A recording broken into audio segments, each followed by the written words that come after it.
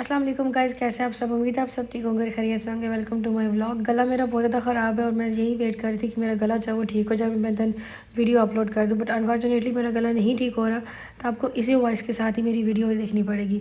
Last video में मैंने आपको बताया था कि मैं किसी से मिलने जा रही हूँ, तो सबसे पहले हम लोग आ गए थे काबुल ग्रिल में, जो कि जद्दा में है और ये मेरी मोस्ट फेवरेट होगी अब से। मैं मिलने गई थी जी अपने भाई से। मेरे भाई जो हैं वो जद्दा होते हैं और दूसरे भाई जो मेरे हैं वो पाकिस्तान होते हैं। मैं जब लास्ट टाइम जद्दा गई थी तो मैं भाई को ज़्यादा टाइम नहीं दे पाई थी, क्योंकि मेरी उनसे मुलाकात 2.5 साल के बाद ही हो रही थी। बिकॉज़ ऑफ़ इन लॉज़, मेरे इन लॉज़ आए हुए थे, मैंने उनको टाइम देना था। इस दफ़ा मेरा फुली प्लान था कि मैं उनको टाइम दूँ। हम लोग आए थे खाना खाने के लिए और खाना में हमने मंगवाया था इनसे मटन काबली पुलाव एंड हमने इनसे हाफ़ केजी मंगवाई थी सीख, जिसमें चिकन के भी थे, मटन के भी थे और बीफ के भी थे। साथ में रशियन मंगवाया था। खाना हमने ज़्यादा नहीं मंगवाया क्योंकि हमें इतनी ज़्यादा भूख नहीं थी, लेकिन खाना इनका आउट ऑफ 10 है। बहुत ही मज़े का खाना है इनका। अबिया जो है वो मामू के साथ ऐसे चल रही है जैसे मतलब बहुत ही ज़्यादा अरसे से वो जानती है, मतलब रोज़ मिलती है। थोड़ी फ्रेंडली है अबिया, और इसकी बनिस्बत अगर अरिया को देखा जाए तो उसने मेरे भाई की तरफ देखा भी नहीं होगा। मतलब शी इज़ सो मूडी। उसके बाद मामू ने कहा कि जी बच्चों को आइसक्रीम खिलाते हैं, तो हम लोग आ गए थे बास्किन रॉबिन पे। बास्किन रॉबिन मेरी मोस्ट फेवरेट है। ऐसा नहीं है कि इसके सारे फ्लेवर्स जो मुझे बहुत ज़्यादा पसंद है, बस मुझे कुछ स्पेसिफिक इसके फ्लेवर्स जो बहुत पसंद है। सो यहाँ पे फिर हम सब ने जो है वो आइसक्रीम खाई थी और उसके बाद बारी आ गई जी अल्लाह हाफ़िज़ करने की। भाई जो है वो अपने घर जा रहे थे और हम लोग जो है वो अपने होटल वापस जा रहे थे। और फिर उसके बाद नेक्स्ट डे हमने वापस चले जाना था अपने घर। यहाँ पे ये व्लॉग है नेक्स्ट डे का। नेक्स्ट डे हमारा टाइम हो गया था होटल से चेकआउट करने का। यहाँ पे सारी चीज़ें वाइंड अप कर ली थी, सब सामान जब वो गाड़ी में हमने भेज दिया था। कुछ आखिर में चीज़ें रह गई थी, वो उठा के हम फाइनली जाओ आज वापस चले जाएंगे अपने घर। और उसके बाद जी हम लोग चार चार दिन या 5 दिन हम लोग जद्दा में रहे थे। खैर यहाँ पे जद्दा का मौसम जो है वो आज बहुत ही अच्छा था। यहाँ पे धूप नहीं थी, बादल बने हुए थे, लेकिन बारिश बिल्कुल भी नहीं हुई थी। हम लोगों ने होटल से चेकआउट किया था 1:30 पे। सो बहुत शदीद भूख लगी हुई थी, तो मैंने सोचा दूध पी लेते हैं। और उसके बाद चले गए थे हम लोग फ़ाइन रेस्टोरेंट पे और वहाँ से हमने किया था अपना लंच। बहुत अर्सा पहले मैं इस होटल पे 2-3 दफ़ा आई थी, बहुत अच्छा टेस्ट था। बट राइट नाउ इनका टेस्ट बिल्कुल ज़ीरो है। कोई भी चीज़ इनकी टेस्टी नहीं थी, बट हमें भूख लगी हुई थी तो हमने दबा के खा लिया। उसके बाद ये जो आपको मैं सर्कल दिखा रही हूँ, ये बेसिकली जद्दा में एग्जीबिशन चल रही है, जितने भी हज के और उम्रा में चीज़ें यूज़ होती हैं उन सब में। उसके बाद हम लोगों ने आना था एक आइलैंड पे। ये 2-3 महीने पहले ओपन हुआ है जद्दा में और काफ़ी फेमस है। हमने काफ़ी नाम सुना था, तो हमने सोचा इसका विज़िट करते हैं। और बाहर से देख के ही हमें बहुत शौक़ लग गया, क्योंकि इतना प्यारा ये आइलैंड बनाया था इन्होंने, इतना प्यारा। ये अभी इसके बाहर का व्यू था।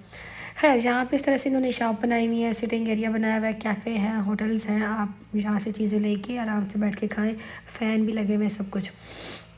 ये पेपर है, आपको इस तरह का एक पेपर बाहर से लेना पड़ता है, उस पर आप पेमेंट करके आप बोट या शिप पे जा सकते हैं। और लेफ़्ट साइड पे भी और राइट साइड पे भी, दोनों साइड पे आपको अच्छे होटल्स मिलेंगे, आप खाना खा सकते हैं।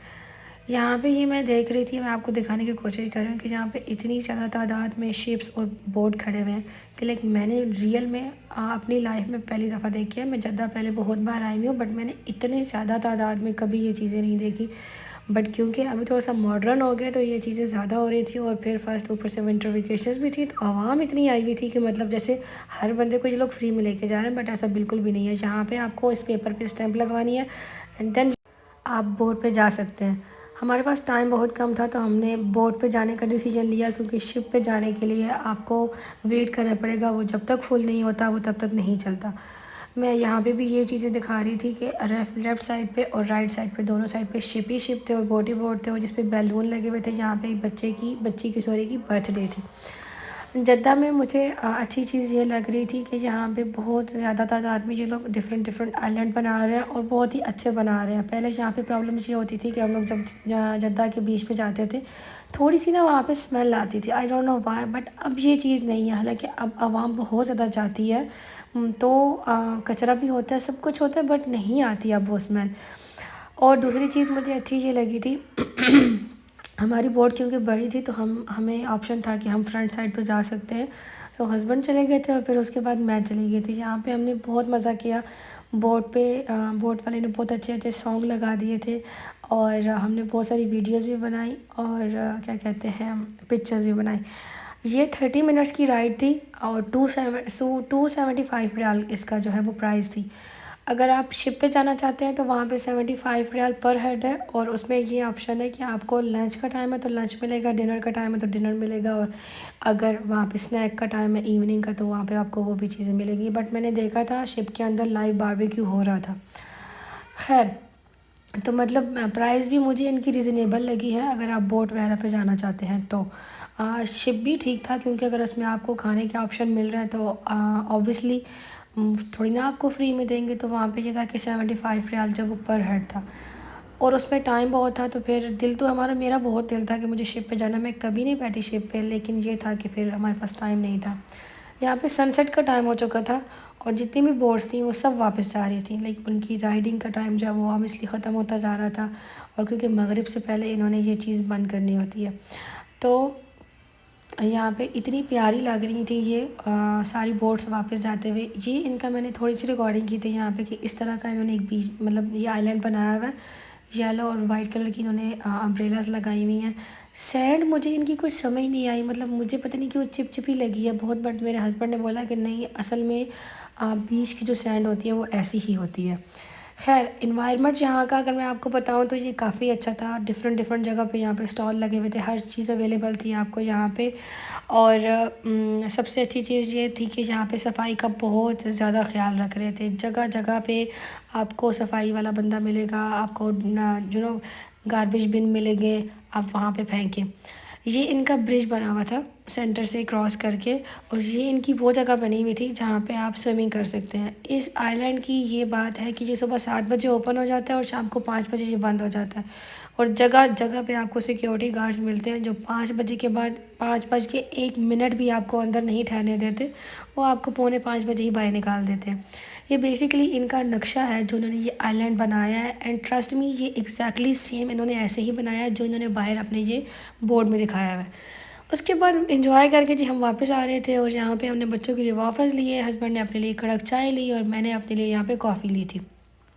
क्योंकि सफ़र करने के लिए आंखों का खुला होना बहुत ज़रूरी है, और बच्चों का मुंह बंद होना बहुत ज़रूरी है। तो इस वजह से हमने सोचा पेट पूजा कर लेते हैं। यहाँ पे रात का टाइम हो चुका था, और फाइनली जो है वो हम 9:30 बजे जो है वो अपने घर पहुँच चुके थे। घर आने की खुशी तो बहुत होती है, लेकिन जैसे ही घर आओ तो दसों काम के मुंह खुले हुए होते हैं, आपको आते ही सारे काम करने पड़ते हैं।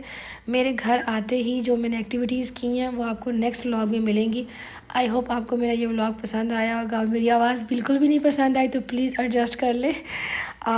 नेक्स्ट व्लॉग में मे भी आपको सही मिल जाए। So please subscribe my channel. Thank you so much for watching. Allah हाफिज़।